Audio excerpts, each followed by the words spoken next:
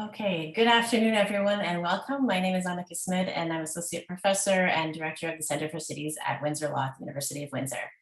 I want to acknowledge that I'm coming to you this afternoon from the traditional territory of the Three Fires Confederacy, the Ojibwa, the Odawa, and the Potawatomi people. Thanks to all of you for being here, and especially thanks to all of our candidates for Windsor West for joining us this afternoon. The Center for Cities was established at the University of Windsor at the Faculty of Law in 2019 as a venue for supporting research, teaching, and community engagement on the legal and policy tools of inclusive and sustainable cities. You can learn more about our work on our website, windsorlawcities.ca, and by following us on social media. We're proud to host today's Windsor West and Windsor Tecumseh candidates forums on the vision for cities, and proud to be doing this for a second time with Rich Garton from CTV. We started this with the federal election campaign last fall and are really pleased to be able to do this again today. So thanks to Rich.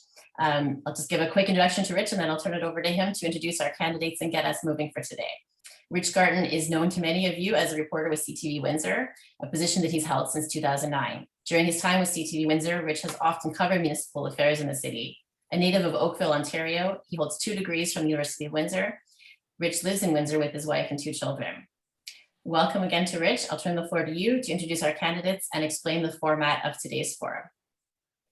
Thanks so much, Annika, and thank you and welcome to those in attendance today, and of course to the candidates in Windsor West for joining us. I just want to take a brief moment to go over the format of today's forum.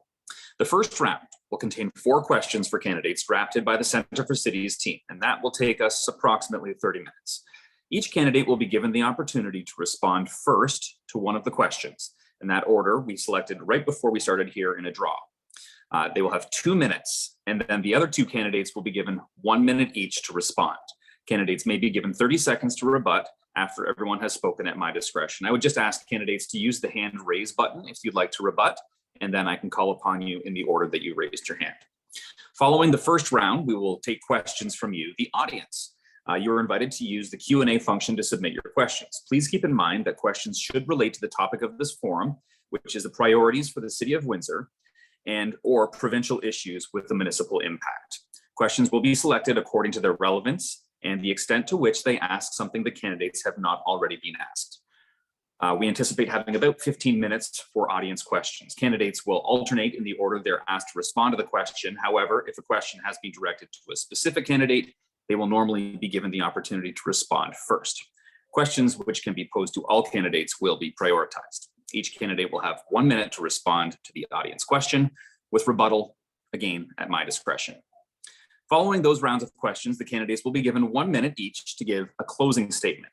The candidate who answered the first question last will speak first, and we will work backwards alphabetically from there. In addition to a live audience today, the forum is being recorded and will be available on the Windsor Law Center for Cities website and YouTube channel later on today.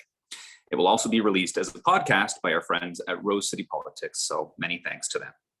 Finally, before we jump into the questions, I'd like to thank everyone for their patience. Holding a candidate forum by Zoom presents some different challenges than a live event, although by now I think most of us have pretty much got the hang of this Zoom thing. But thank you for your patience, just in case we run into any hiccups along the way. Candidates are encouraged to leave their screen view on gallery so they can see me at all times, and I will give this visual cue when your time is almost up. We reserve the right to mute microphones if time limits are not being respected. A reminder to the candidates that in this online space, talking over each other can be highly distracting, so please do allow other candidates to finish speaking before you jump in. Okay, thank you to all, and I think we're ready to get started. A quick rundown of our candidates today for Windsor West. With the Green Party of Ontario, we have Krista Glavaski-Ridsdale. Krista, welcome. Running for the Liberal Party of Ontario, we have Linda McCurdy. And for the Ontario NDP and the incumbent in this riding, we have Lisa Gretzky. Thank you, candidates, for making the time to be with us today. And according to the draw, the first question will go to Lisa Gretzky. So, Lisa, the first question. Windsor has long been a car-reliant community. Yet, for numerous reasons, many Windsorites need or prefer to have other transportation options. The lack of a reliable and comprehensive transit system remains a barrier for many Windsorites to access employment, educational, and other opportunities. As the cost of gas continues to rise, with one of the highest unemployment rates in the province, and with the climate crisis more and more acute, the need becomes even more pressing. The question is, how do you envision the provincial government's role as a partner to improving public and active transit in Windsor and the region? Lisa, you have 2 minutes. The floor is yours. Thank you, Rich. I think the key to building on our transit system is for the province to be paying their fair share, supporting the municipalities. So what we know is that through cuts through Harris Conservative government, lack of investment or backpedaling, and those cuts through Liberal government and providing the funding to municipalities, and now again through another Conservative government that has continued to cut the funding to municipalities for transit, what we are seeing is a system that isn't always reliable for the people that want to access it or need to access it. So we have a commitment as New Democrats that we would go back to the model of uploading 50% of the cost to the province. So that would be us partnering with the municipalities to take on some of that cost. That will help build on the routes. So we know that oftentimes the routes are unreliable. We know that the timing of the buses are unreliable. That is certainly not on the staff, the workers that are driving the buses. It is purely lack of resources. So we will partner with the municipalities. We have that commitment to partner with the municipalities to make the investments necessary to build the routes that people need in order to get to and from wherever it is they're going in a timely manner, for the municipalities to be able to maintain their stock of buses and other transit. It's really key that the province is a partner with the municipalities as opposed to what we've seen over the last 20 years or more, where the municipality has further downloaded those expenses and that responsibility onto the province. And I just want to point out that when the pandemic first hit and we were losing bus services here in Windsor, I was one of the first and the only elected official that stood up and said that was unacceptable and that the province had to help the municipality keep those buses running, because we know that it's low-income people and seniors and people with disabilities that were most disproportionately impacted. Okay, Lisa, thank you very much. Next up, we have Krista with the Green Party of Ontario. Krista, go ahead, unmute your microphone. Okay, so I agree with Lisa that during the pandemic, it's really brought the lack of affordable and accessible and convenient transit in Windsor to a head. Some of us have known this since even before the last election in 2018, when we were saying that we're building factories out in Oldcastle and on Patillo Road, but we can't get our workforce there. We say we don't have workers. We do have workers. We just need to be able to get them where they need to go to work. So one of the things in the platform from the Green Party, fully costed by the way, is to restore the 50% provincial cost share for transit operations in order to reduce the fare increases for users. Another thing that would happen immediately is immediately lower the cost of current fares for a period of time to offset the cost of gasoline, because we're all feeling that crunch. We're looking or projecting to triple the number of dedicated bus lanes by 2025. And this is important. Ensure that all transportation decisions are evidence-based without political interference, and include consultation and planning with experts throughout the planning process. It also needs to be collaborative with the people who use the transit in those communities. We're also obviously, Can I cut you off there? We've gone over, but if you'd like to say more, you can always have a chance to rebut as well. Linda, I'm going to go over to you, and you have 1 minute for your comments. Go ahead. Thank you. A strengthened transit network benefits drivers and commuters alike. By getting more cars off the road and getting more people moving, we improve the quality of transportation. As you know, the Liberal government is pledging to reduce all fares to $1. This will help getting more people off the roads.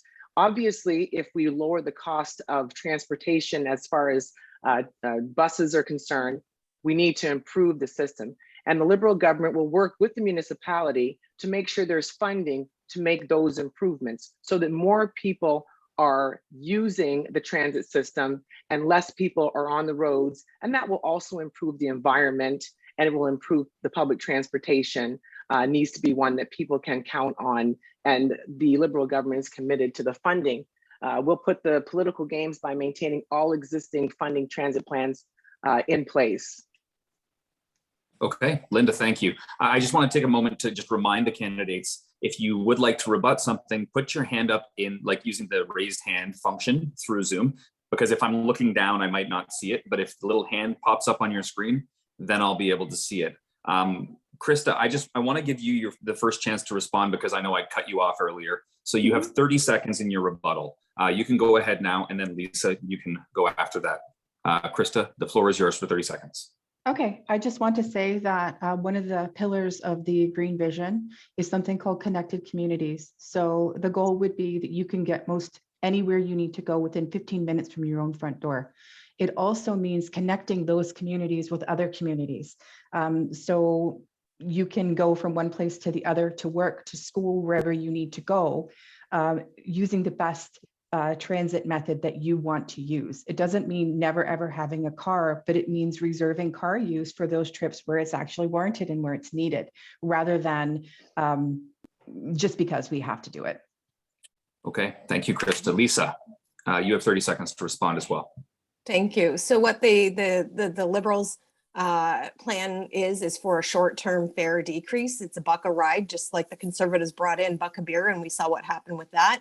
The Liberal leader, Stephen Del Duca, was in cabinet and was the Minister of Transportation as municipalities were being starved for funding to be able to provide reliable and affordable transportation. So what we need is a government, such as a New Democrat government, who will partner with the municipalities, provide them the funding that they need for long-term fare decreases and to help increase ridership and build on the routes.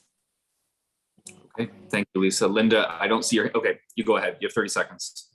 I think it irresponsible to compare $1 a ride with $1 a beer, where $1 a beer was something that was providing alcohol to people in communities that may not benefit from that. $1 a ride is something to get people motivated to use the transportation system. And that's why we're proposing that. And whether it's short term or not, we'll see once we are in government. Okay, I'm going to end that discussion there and move on to the next question. But first, I should have noted this earlier. The Progressive Conservative candidate, John Leonchowitz, was invited to attend today's debate, and organizers did not receive a response. So on to the second question. Chris, you have the floor first. Lisa, if I could just ask you to drop your hand raise button. So Krista, this question goes to you first. Mental health and addictions are described as having reached epidemic proportions. What should the province be providing to municipalities to address these crises in communities across Ontario, including right here in Windsor? You have 2 minutes. Well, first of all, the Green Party believes that mental health care is healthcare. So we call for expanding services for healthcare under OHIP. We also care for increasing funding to supply and to be able to provide healthcare or mental health care and addiction services right to the communities that need them. One of the things, I'm going to say it, and I know it's controversial, but we feel that by decriminalizing the personal use of drugs, we can take the money that is being spent to imprison these people and arrest them, which has not shown to lower the problem or change it in any way at all, and actually take that money and put it where it can be used in healthcare, in treatment, and addiction services. That would mean that that money, because we believe it should be delivered in the community where it's needed, that money goes to the municipalities to be able to create those services. We're talking about nurse-led clinics. We're talking about increasing community access to these things, reducing the wait times for example, children needing healthcare or mental health care services to 30 days or less.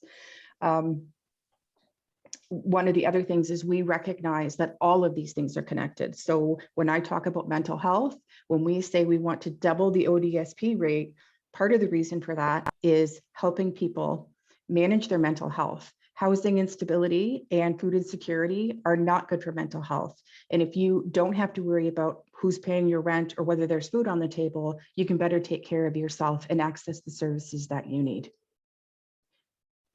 One of the other things is no more caps on consumption sites. Consumption sites have proven to harm reduction has proven to be very valuable in fighting this drug poisoning crisis. And that also means funding to get them into the neighborhoods and communities where they belong. Okay, Krista, thank you very much. And the next response goes to Linda. Linda, go ahead. You have 1 minute. There are a lot of new pressures on people's mental health. The pandemic, a global conflict, social media, climate change. People, and especially our kids and younger Ontarians, are feeling more stressed and anxious and depressed. We need to make sure that the province is assisting the municipality in helping to take care of these issues. Being a criminal lawyer, I see too many situations where people require mental health and particularly opioid addiction care that is not available. We need to make sure that the people who need mental health and addiction care are getting it locally and don't have to be shipped out, for example, for opioid addiction treatment. It's not available in Windsor. Okay, Linda, thank you. Lisa, you have 1 minute to respond as well. So I was the first politician to come out in support of safe consumption sites here in the city and help push that forward. I was also the first one to say that our police services should all be carrying naloxone kits, which was controversial at the time. But what I'll say is this from experience: the services here are disconnected. We're seeing it across the province, and that is from lack of funding from the province. We need publicly funded, publicly delivered services that are connected, rather than having people waiting months to be referred to another agency for support. We need to ensure that children in our community are not waiting a year or more for services, and we're committed to cutting that down to 30 days. The other thing that we need to do is ensure that people that are struggling with mental health or addictions have safe, stable, supportive housing. And that is also something that we have committed to for years, even before I was an MPP. You have to have all of those pieces in place to ensure that when people do seek help, that they are successful in their recovery. Okay, thank you, Lisa. Linda, I feel like you have something that you want to add to this. So you have 30 seconds to offer a response as well. I agree with Ms. Gretzky. There is a major gap between mental health and finding it. We will reverse Ford's conservative deep cuts to mental health care and connect more people to mental health support by investing $3 billion over 4 years in mental health and addiction services. We'll expand coverage and reduce wait times for OHIP, mental health care for those who need it, particularly our youth. Okay, thank you very much, candidates. I'm now going to move on to the next question. And this is a big one. It's about housing. Windsor, like most of the province's cities, is experiencing a housing affordability crisis. I don't need to tell you that. We hear calls for higher levels of government to support municipalities to build more and faster. Others are concerned about the environmental impacts of continued sprawl, the financial impacts on municipalities of shouldering the cost of new roads and sewers to support new builds, and the growing inability of many Ontarians, including Windsorites, to get on the housing ladder. So, in your opinion, what should the provincial government be doing to support municipalities in responding responsibly to the housing crisis? Linda, you have the first crack at this one, and you have 2 minutes. Go ahead. Local communities know best when it comes to where and how to build more homes. So we'll make sure that they have the resources they need to improve housing as quickly and responsibly as possible. We know that residents and their municipal governments have the best firsthand knowledge on how to tackle housing crisis, so we will empower them. We will also give them incentives to improve more housing quickly and responsibly by providing up to $300 million in new funding over 5 years. We'll update Ontario's growth planning framework to recognize that building homes for all current and future Ontarians is fundamental obligation of local governments. We'll work quickly in close collaborations with municipal partners to end exclusionary zoning and allow homes with up to 3 units and 2 stories to be built as of right in residential areas across the province. We'll encourage the development of low-rise, missing middle multiplexes and other mid-rise housing options near rapid transit stations and routes through neighborhood transit zoning. We'll work with the municipalities to unlock more land homes by expanding the Brownfields Tax Incentive Program to provide up to 10 years of property tax relief on all underutilized commercial space like strip malls and convert them into homes. will also allow interested municipalities to permit street voting, which lets streets of residents and voters and renters vote to increase maximum housing allowances. We will work to establish housing as a fundamental right in Ontario and provide people with safe and reliable shelter, as well as a robust wraparound services they need to live with dignity and stability. And we will provide municipality and housing support providers with $100 million per year to promote a housing first approach to ending chronic homelessness that will quickly move people into independent permanent housing with comprehensive supports. Okay, Linda, thank you very much. Lisa, the floor is yours. You have 1 minute. Uh-oh. I see an image of Lisa. Oh, and she's back. Okay, Technical difficulties. go ahead. Thanks, Rich. One of the big issues that we're seeing in our community and across the province, and I will mention that 7 years ago in the legislature, I mentioned this, and the government of the day laughed at me, saying it's not a problem here in Windsor that we have lots of affordable housing, is speculators and investors coming in from other jurisdictions, other countries, buying up our single family homes and our multi-unit dwellings and turning them into rental units. And in between tenants, after they've done that, they raise the rates, the rental rates. And so we are committed to introducing a speculation tax and a vacancy tax to those investors that are simply buying up homes for the sake of padding their own bank accounts. So it's not just about building homes that needs to happen, but we need to make sure that provincially there's legislation in place and there are tools for the municipalities as well to be able to actually enforce the bad actors, as people like to call them, that are driving up the cost of housing in our province. And we've also committed to helping first-time home buyers. We have a plan that will provide 10% of a down payment for people looking to get into the housing market to be able to purchase their first-time home. Okay, thank you, Lisa. Krista, you have the floor and you have 1 minute to respond. Okay, so obviously we would seek to build more and protect the existing affordable and supportive housing supply that we have now.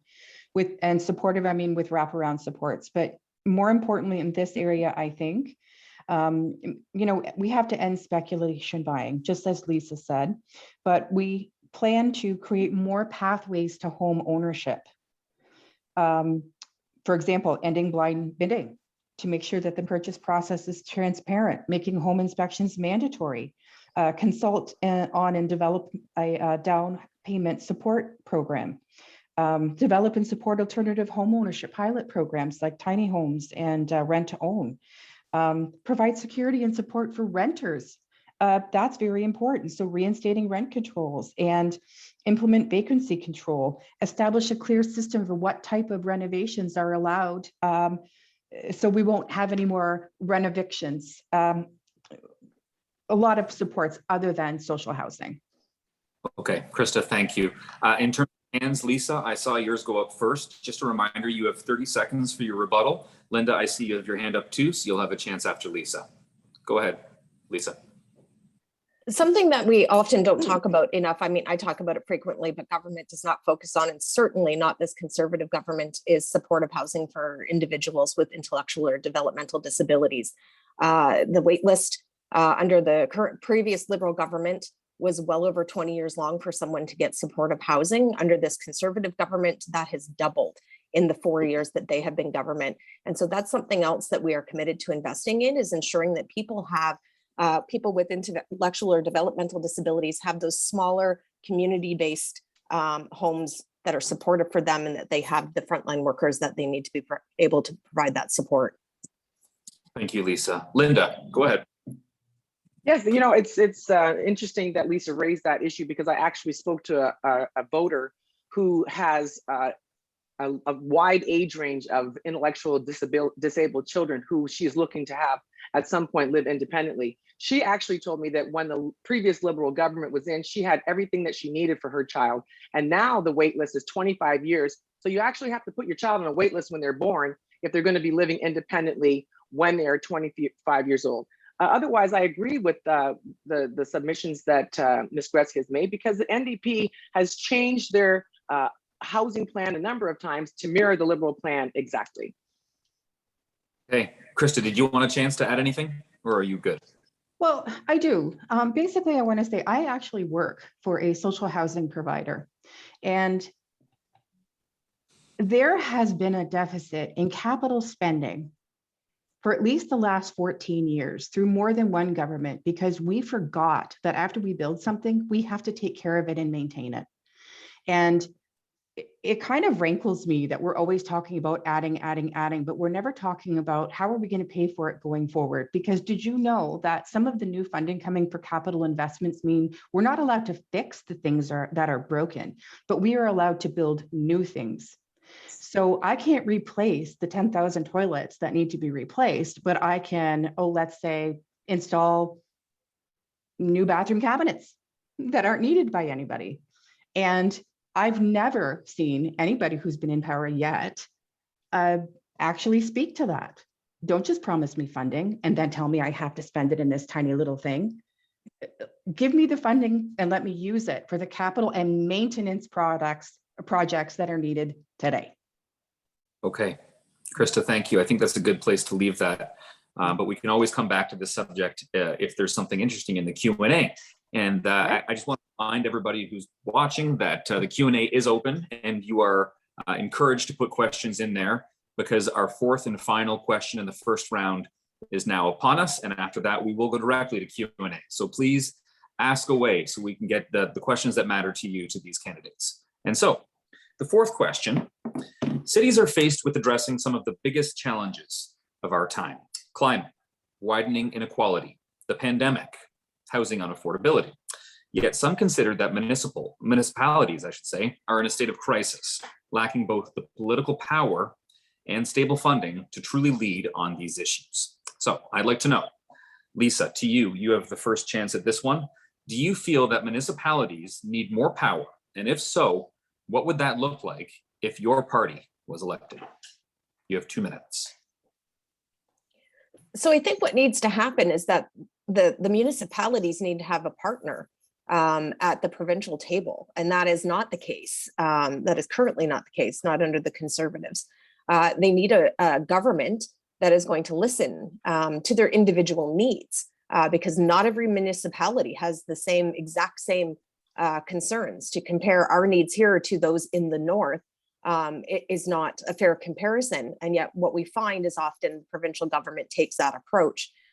We need a government that recognizes that our municipalities are also elected officials who are oftentimes even more closely connected to the community they serve than at other levels of government. And so they need to respect that. And what we've seen with the previous Liberal government under Doug Ford, and it's unfortunate that the Conservative member isn't here to defend this record, is a government that overrides the elected rights of the municipalities and those elected by, we saw in Toronto how they cut the city council in half during an election, and have used extraordinary powers of the province to override municipal government. So really what needs to happen is to have, and I cannot say this strongly enough, a provincial government that will actually partner with the municipalities to listen to the needs of the municipality and provide the funding and support that the municipalities need at each individual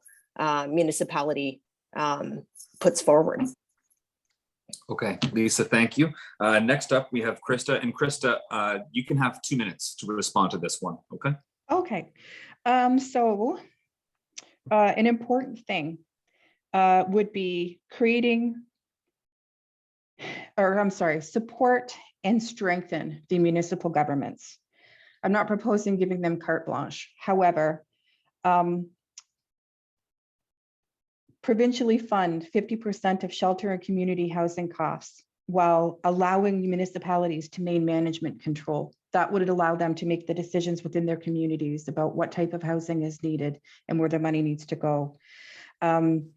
Creating a dedicated 2 billion per year climate adaptation fund for municipalities to give them the ability to actually make those retrofits and make those changes that would, really help them move towards climate control. democratic reform, for example, allowing municipalities the option to use the ranked ballot system. Create limits for municipal elections, so no person may contribute more than $1,000. So we don't have, land speculators and whatever making these huge contributions and swaying the decisions made by the municipality, possibly. Restore Auditor General oversight of government advertising. We need to give power back to the municipalities, but we also need to be able to track that they are hitting the targets and that they are actually following the plans that they are putting forward. We have a green building plan, for example, in Windsor, but unfortunately, they're making a lot of decisions that don't follow the plan that they put forward themselves. We need a little more oversight for that. So we need more reporting back. We need somebody to check to make sure these things are being done properly as well. Okay, Krista, thank you very much. And Linda, you have the floor and you have 2 minutes. Go ahead. Municipal governments are elected officials who are, generally speaking, more in touch with the needs of their constituents than the provincial government would be. The Ford government damaged the relationships between the provincial government and municipalities. As Ms. Gretzky mentioned, what they did with respect to the Toronto City Council, overstepping their bounds with that to create a more stable community for their own needs. With respect to the municipal governments, there should be a relationship of assistance between the provincial government and the municipal government, because the municipal governments depend on the provincial governments to determine what they can and can't do from the first instance. And the Liberal government will commit to working with the municipalities to ensure that they have what they need. For Windsor, for example, the East Road Expressway, they will upload that back to the province to take away that responsibility from the city as far as the tax base is concerned and paying for it. The infrastructure of cities is expensive, and those types of things can be handled by the province, and they can assist the municipalities in that, as opposed to giving the municipalities more power. We can equalize the responsibilities, giving the cities more the option to consider other types of voting, such as ranked ballots, is something that the provincial government should do. So the city can determine on their own how to go about electing their own officials. So the Liberal government will be committed to reforming partnerships with municipalities, as opposed to overstepping and trying to dictate how municipalities should deal with their own issues. Okay, I see no hands raised, so we will move on from that and we will slide right into our audience Q&A. We have a few questions in there, so I'll start plucking from the audience Q&A. And first up, we have a question from Brown Wood, and she is asking a question of all candidates. And the question is, will any of the candidates be willing to consult with grassroots citizen groups who are advocating for better transit in Windsor? Based on the ordering, I have Linda going first on this one, and you have 1 minute to respond. Linda, go ahead. Sure. The way that the Liberal government created its entire platform for this election was by consulting with grassroots groups in every aspect of the plan. They did the open mic plan. They listened to the community. They had Zoom meetings, of course, because we were during a time when we couldn't have people together. So, of course, meeting with any organization that's committed to trying to improve the transit is something that I would be willing to do, because that's exactly how the Liberal Party of the province created its plan. It's a well thought out, well consulted plan, and that's how we propose to do everything with respect to this government. Okay, Linda, thank you. Lisa, you have the floor. You have 1 minute. Thank you. So the answer to that question is yes. I actually have a proven track record on working on many topics, not just transit, with the grassroots, with the community members. I've tabled legislation on other topics that was created here from issues here in Windsor. When we were looking at during the worst of the pandemic, and we were seeing that the buses here were going to be shut down and people would not have access, it was myself and people within the community that stood up together and pushed back for the province to support the municipality in order to have those buses running. We pointed out how it disproportionately impacted seniors and individuals with disabilities. And many of our frontline workers require public transit to get to and from work. So the resounding answer to that, based on my history and my past, is yes, we would work with grassroots. Okay, thank you, Lisa. And Krista, you have 1 minute. Go ahead. Well, the Green Party of Ontario is actually considered a grassroots movement, and that is how we get things done. We have our hands in a lot of pots. I've had people say, well, are you reaching out to this organization in Windsor and that organization in Windsor and this group in Windsor? And I often smile and say, I'm already a member. Or I already know all of the people in that group and they're connected to this other group. I have connections in food and poverty. I have connections in food security. I have connections in gardening. I have connections in active transportation. I don't need to knock on doors to ask people what's going on in their community, because I know I'm already in there and I already know things that are going on. Would we work with grassroots organizations? Of course we would, because you represent the community, and that's exactly what we want to do. We want to represent the community. We're grassroots just like you. Okay, thank you very much. I don't see any hands up, so we can move on to our next question in the Q&A.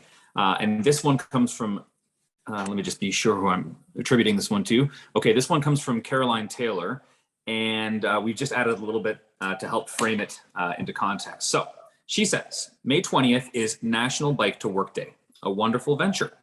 With Windsor Regional Hospital employing close to 5,000 workers and planning to move their institution to an area 3 kilometers past Windsor's airport, what is the expectation workers will ride to this new location?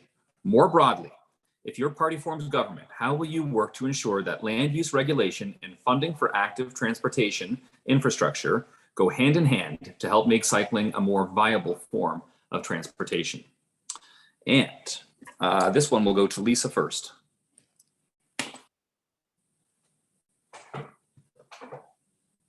Lisa, you have to unmute your microphone. Yeah, I apologize. I'm working off an iPad, so sometimes it takes a while to get to the button here. Yeah, so I think, again, that goes back to the province partnering with the municipality to be able to support them in putting the infrastructure in place to allow for active and encourage, not just allow for, but encourage active transportation, whether that is cycling or whether, we see bird scooters all over the place. It's fantastic to see so many people using different modes of transportation. So I think the answer to that, again, is that we need someone at the provincial table, and that's a commitment that we have made as New Democrats, is to working with the municipalities to provide the funding and the supports in order to encourage active transportation, but also to be able to build on the infrastructure needed. And I just want to say, just because it was worked in there talking about workers and healthcare workers, healthcare was mentioned.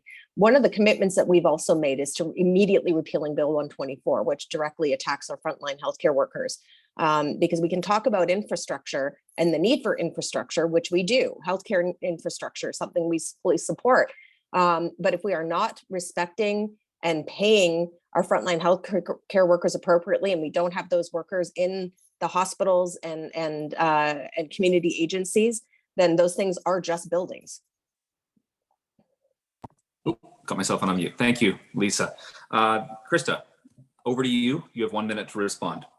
Okay, so first of all, I definitely want to say that there are already some guidelines in place trickling down from the province to municipalities about adding or considering active transportation in any new builds and any new improvements. What I'm finding is there is no enforcement. So even though we've made a promise that we are going to include active transportation methods, bike lanes, that sort of thing in all of our new infrastructure builds, that's not happening. Look at the changes that were made to Willette Avenue. There was a perfect opportunity to allow for bike lanes and other things there, and it definitely did not happen. Why? And why didn't somebody from the province come down and say, we have a commitment to do this and it needs to be done? So I believe that the province should make it clear that these targets must be met and they must be proven. So if you say that there has to be, a percentage of target in any new neighborhood for affordable housing, prove to me that it's there. If there has to be addition of bike lanes to all new builds and all new capital projects, prove to me that it's there. Show me that it's in the plan before it can be approved. Okay, Krista, thank you. Linda, I believe you are up next and you have 1 minute. Thank you. The Liberal government has committed to making it more affordable to bike and walk and drive, providing a $500 rebate for e-bikes, expanding cycling lanes and trails, and making it easier to find and park bikes. Of course, when you start talking about having to bike way across the city, then obviously we'll have to work with the municipality to improve the transit, the routes. The routes are going to have to be updated, obviously, to accommodate commute by bike to the new hospital. And of course, I agree with Ms. Gretzky again. We are committed to repealing Bill 124 so that we can attract more nurses and hospital staff who are willing to live and work here and consider biking to the new facility. Okay, thank you, Linda. Lisa, you have your hand up, and so do you, Krista. Lisa, we'll go to you first, and you have 30 seconds to respond. Go ahead. Thank you. I think the other piece of the puzzle when we're talking about active transportation, specifically around cycling, is making sure that not only is there the investment and the ability for people to cycle in the city, but also to ensure that there are laws in place to make it very clear that when a motorist is not being careful and a cyclist is harmed, like dooring happens a lot in Toronto. If you look at their infrastructure where they do have a lot of dedicated bike lanes, it still happens where there's a thing called dooring and someone opens their driver's door and hits a cyclist and hurts them, or turns a corner without looking and injures a cyclist. So we need to ensure that there's also very strong laws and enforcement around the responsibility of drivers and hold them accountable when a cyclist does get hurt if the driver is at fault. Okay, Lisa, thank you. Krista, you also have 30 seconds to rebut. Okay, so first of all, not only does the Green Party want to repeal Bill 124, we also want to repeal problematic sections of Bill 106. We have a commitment to Vision Zero, so that speaks to Lisa's comments about the safe driving. I want to iterate something about the location, the proposed location of the mega hospital. Because of the location of the airport, you are very limited on north-south routes. No matter what we do, it's going to be very difficult to provide safe and convenient routes to get there, no matter what. We can put as many bike lanes on County Road 42 as we want. If you can't connect to County Road 42, and if you only have 2 connection points, how are you going to ride? And if there's an airport, we can't change that. We can't put a bridge over an airport. So just keep that in mind. Did they actually think about the community when they decided on that location? They basically said, pick the red one. And that's what they did. I'm not seeing any other hands up, so I will move on to the next question, but thank you everybody for the debate on that one.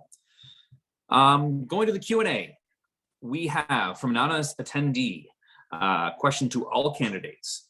Would you support provincial and federal legislation granting power to municipalities to decide certain local affairs without the oversight of the province or the federal government? Krista,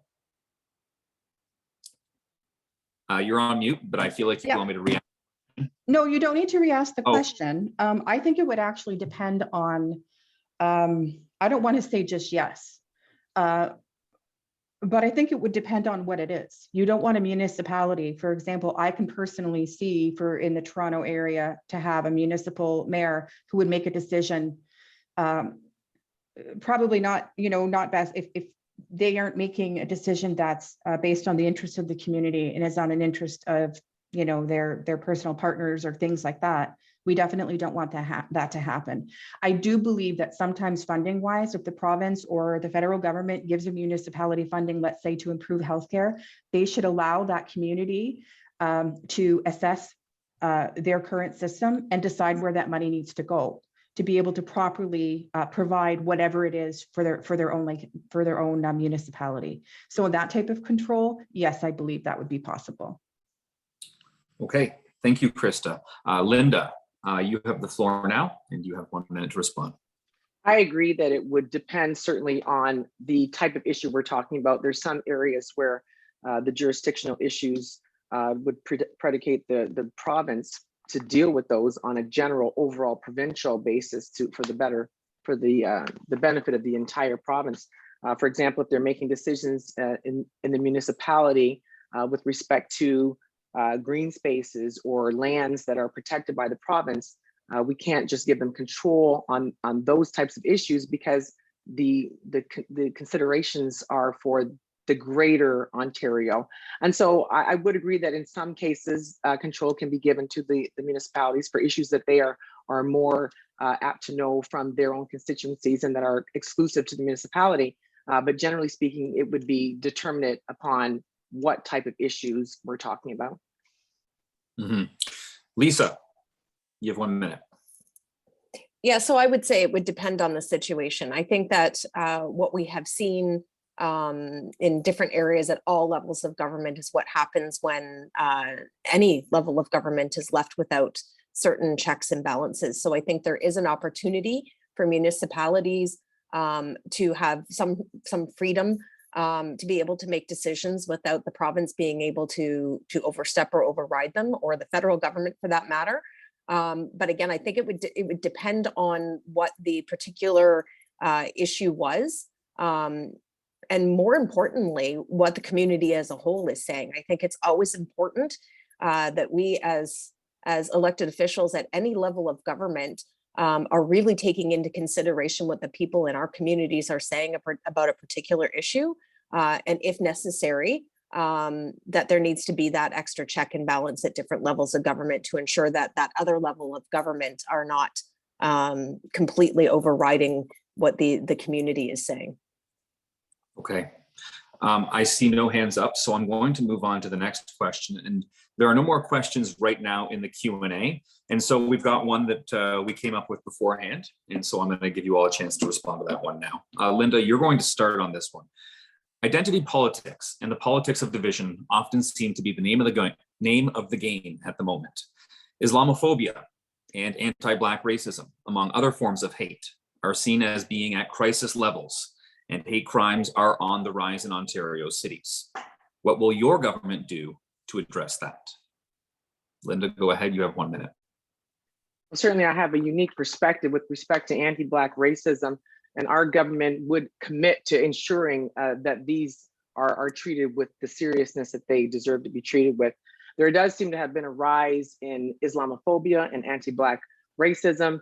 This is something that actually motivated me to get involved in politics. We see what's going on in our neighbors, and it kind of bleeds across the border. And then we have situations where people think that all of a sudden they can say and do whatever they want, which involves hate crimes, hate speech. And this is not the kind of community that we want to have in Ontario. And so the Liberal government would be committed to creating policies and plans that ensure that people are not going to feel that they are empowered to discriminate. That includes teaching Black history in school. That includes a program to teach Indigenous studies in school. It includes programs to teach about all of the people that are here, because one of the things that keeps Islamophobia, discrimination, anti-Black racism down is educating people on where you find it and how to get rid of it. I've been involved in a number of consulting businesses that are dealing with going out into the community and explaining to people what it really is, because to a certain extent, people don't recognize when it's going on. So first of all, education. Second of all, ensuring that it's taken seriously in the community. Linda, thank you. Lisa, go ahead. You have 1 minute. So I think one of the first steps is that the elected representatives in the area at all levels of government very quickly and very clearly denounce any type of hate, whether that is anti-Black racism or Islamophobia. That needs to happen. The leaders in the community have to come out very strongly and denounce that. But what we need to see at the provincial government level is not a government who just says that they're doing what's needed to tackle hate and division in our community and communities across the province, but to actually walk the walk. And the conservative government, this conservative government, the Ford Conservatives, actually did away with the anti-racism directorate. And that is something that we are committed to bringing back in. And my colleagues and I introduced the Our London Family Act, which directly relates to Islamophobia in our communities as a result of the attack that we saw on the families in London, the family that was killed. So we need to not only talk the talk, but we actually need to walk the walk, and we need strong provincial legislation that empowers municipalities to be able to act and enforce as well. Okay, thank you, Lisa. Krista, you're up. Okay, so the Green Party has always sought to fight and eradicate systemic racism, because that's where it starts. So fully fund the Anti-Racism Directorate, reversing the recent cuts. Pass the Our London Family Act to change the way we address Islamophobia in Ontario. Address the overrepresentation of Black children in provincial care by the development of frameworks to provide culturally appropriate services to Black children, youth, and families. Identify and address existing standards and structures that continue to harm Black families. And this is important. Provide annual reports on the number and proportion of Black and Indigenous children who are in care, and establish an independent office to investigate claims of unfair treatment by caseworkers. Prioritizing gender equality. Require anti-racism and anti-oppression training for all public sector employees. This has been in our wheelhouse for a long time. Mm-hmm. Linda, I see you want to respond to that. I don't even want to debate it. I want to agree. I have been, because of my job as a criminal lawyer, I have also done some child protection. We have a disproportionate amount of Black children in care. We have a disproportionate amount of Indigenous children in care. And it's such a big issue. And I can tell you at the end of the day, we can have strong provincial legislation, but what we need is representation. We need people in the legislature who are experiencing these things so that they can explain to the people who are making the laws that it actually exists. Systemic racism exists. It has since I was born. When I go into the legislature, I certainly can bring a voice to what's going on with respect to systemic discrimination and all of the issues that deal with Black children and Indigenous children from a personal perspective. Because one of the things that we have to do is teach people where these things are, and they're actually everywhere. Representation matters, and that representation, obviously in this situation and this topic, is me. Okay, Linda, I see Lisa really wants to respond to that. Yeah, so again, I would agree that representation matters, and that is why I am thrilled to be part of a party who had the first ever Black caucus in the history of the Ontario legislature. I'm thrilled that we have 3 Indigenous people, Salmamakwa, First Nations, the first ever First Nations people elected to the Ontario legislature. And I can tell you that the representation that they have provided and the insight that they have brought and the education to our caucus has been invaluable. And I think that we do need to see more of that. I think we need to see more parties that are willing to listen to all of the voices around the table. And that has not historically happened. It certainly is not happening with the Ford Conservative government. It's really important that we not just, again, as I said, talk the talk, but we actually walk the walk. Okay, Krista, I see you want to jump back in on this one. I just wanted to raise the issue of another type of inequality is for people living with a disability. Improving the accessibility of public buildings. And the Green Party, we believe in, supporting people to retrofit public buildings and to change the building code so that all new buildings being built are going to have to follow that. I'm a person with a non-visible disability, and it surprises me sometimes because people don't think that I have a disability, that I don't see how people are treated. And I definitely, that's a very important part of this as well. We believe in an equitable Ontario, and it encompasses so many different things: disabilities, gender, gender identity. We have to recognize that these things need to be changed. Okay. Linda, I see you have your hand up again. This is a good conversation, and so I'm going to go back to you, but I'd like you to please keep it incredibly brief. Really brief. You cannot have equity without inclusion. It's not good enough to say we have a few people who have this perspective. We need to make sure that there's equity in that perspective. Okay. Thank you. I think that's a good spot to close the conversation on that one. We're going to do a very quick lightning round before we move to closing arguments. And this one, we did this in the last debate for Windsor-Tecumseh, and it worked out well. I think I'm going to give you 30 seconds each for this one. And the question will go to Linda first. So Linda, what haven't we asked you about that your party would do to provide needed provincial support for cities in the issues that they are responsible for? You have 30 seconds. And you need to unmute. I haven't been asked about what we will do with respect to healthcare, aside from making sure that the healthcare professionals are paid adequately. We're building a hospital all the way out on Highway 42. And one of the things that I'm committed to when elected is to ensure that we have 24-hour emergency care in the core. And that's going to take an agreement between the city and the province, obviously, for that kind of funding. But in order to have accessible healthcare, it is going to be very important to maintain healthcare in the core that people can get to on an emergency basis. Was that your finger going around? Okay, I'm yeah. Lisa, you're up. Lightning round. So yes, healthcare is a big discussion. 24-hour emergency care downtown is something that I've been committed to since the day that I was elected. But I think something, and Krista touched on this, that we do not talk enough about, and it's something near and dear to my heart, are people with disabilities.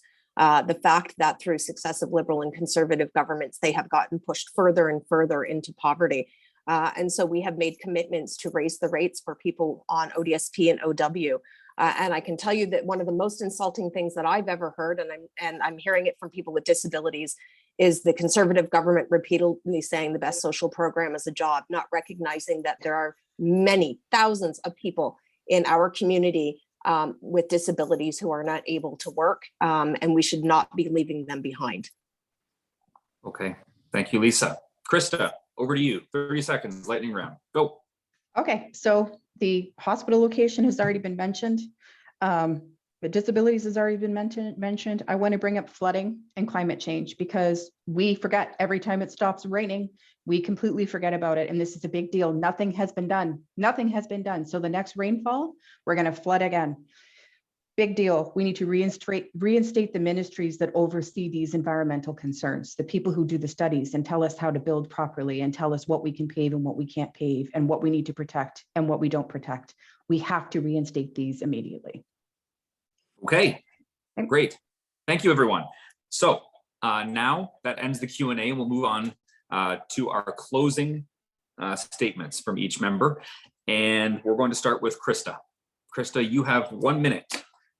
Go ahead. Okay, so my closing statement, I'm pushing my papers away, and this is just me.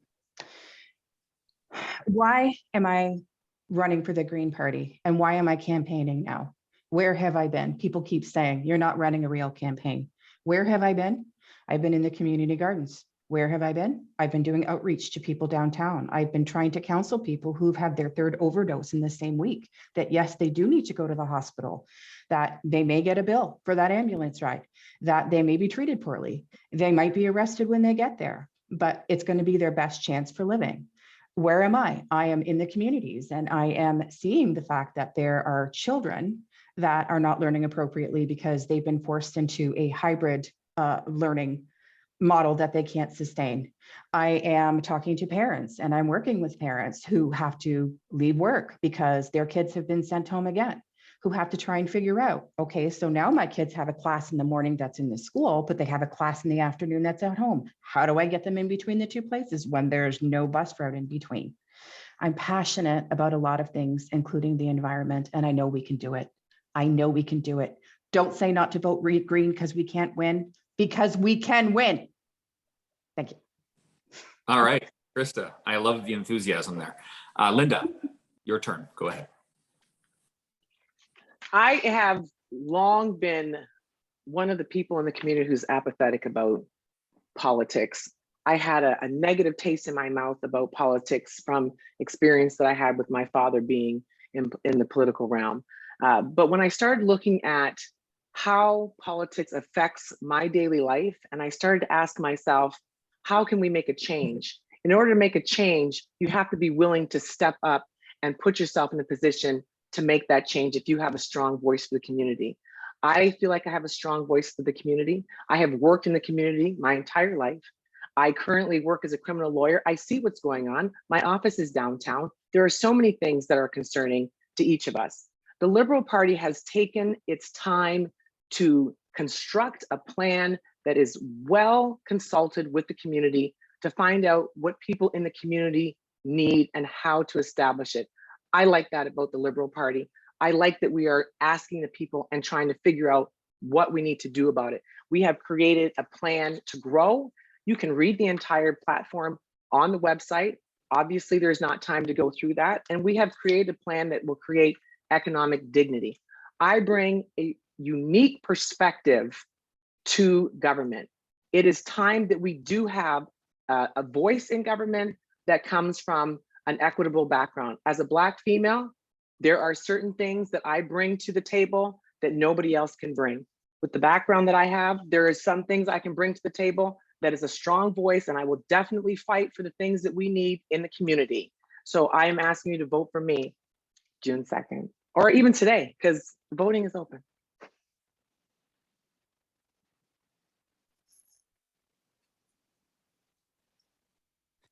And I was on mute that whole time. It was your turn. You know, it had to happen right at the end. Lisa, your closing statement. Go ahead. You had a good run there, Rich. So what I'm going to say is I got into politics for very personal reasons. As a teenager, I experienced homelessness. Just 4 years ago, I lost a brother to an overdose. I have been connected to the community, talking to people, people with lived experience. I've been downtown, down to the downtown Mission many times, talking to the individuals there about how they have found themselves in the position that they are in and what supports and services are needed. I've talked to seniors across the community who are struggling to make ends meet. Many seniors in our community can barely afford to keep a roof over their head, let alone their prescription medication. Many of them are going to the shelters and food banks for food. You know, I got into this because I had young children in the education system, and I saw how young children, children across the entire spectrum were being left behind. My husband is an auto worker. I've seen how successive governments have chipped away at the auto sector here and the workers here. I've seen healthcare being chipped away by successive governments. And every step of the way, I have stood there with those workers, every single step of the way, because what I know from experience is when we invest in people on the front end, when we believe in people and we invest in them on the front end, the savings to our entire social net is much more than the original investment. And I believe that we have a lot of opportunity in our community, and we need to be doing our very best to ensure that we are lifting everyone in our community up. Okay, Lisa, thank you. Linda, Lisa, Krista, thank you very much for joining us here today. That's it for today's Windsor West debate. Of course, candidates, thank you. The audience, thank you for the questions. And Windsor Law Center for Cities for hosting this important discussion. As I mentioned earlier, the forum is being recorded and will be available on the Windsor Law Center for Cities website and YouTube channel later today. And it will also be released as a podcast by our friends at Rose City Politics. Have a great day. And as Linda said, go vote today. But if you don't vote today, please go vote on June 2nd. Good night, everybody. Thank you, Rich. Thank Thank you. you. And chickens, before I forget. Krista and the chickens. Thank you, everyone. Thank you.